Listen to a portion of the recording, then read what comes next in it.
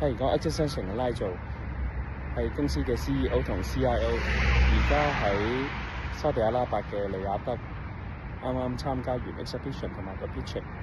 我想喺呢度多謝 Donald 呢個導師，亦係半個師傅。我點樣識佢嘅咧？其實我係喺香港 BBC 個比賽裏邊 Startup Express 裏邊識佢。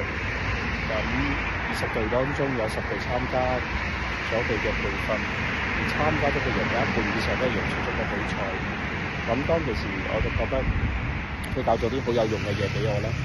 咁所以今次過嚟沙地阿拉伯係比賽，雖然喺咁激烈嘅比賽當中，今次未能成功，但係喺之前兩個 exhibition， 我用咗佢嘅方法去講一啲好簡單嘅技術道理同埋古仔俾嗰啲客人聽，係已經贏咗。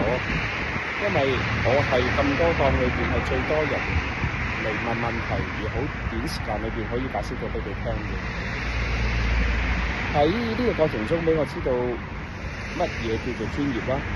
佢教識我點樣用一啲簡單嘅字啦，一啲 micro expression 啦，應該留意啲乜嘢啦，同埋講嘢嘅次序、起承轉合，點樣回應翻上一句，呢啲係我幾廿年當中做工程師好多時都會忽略同遺忘嘅。咁今次真係令到我重新學識點樣講嘢。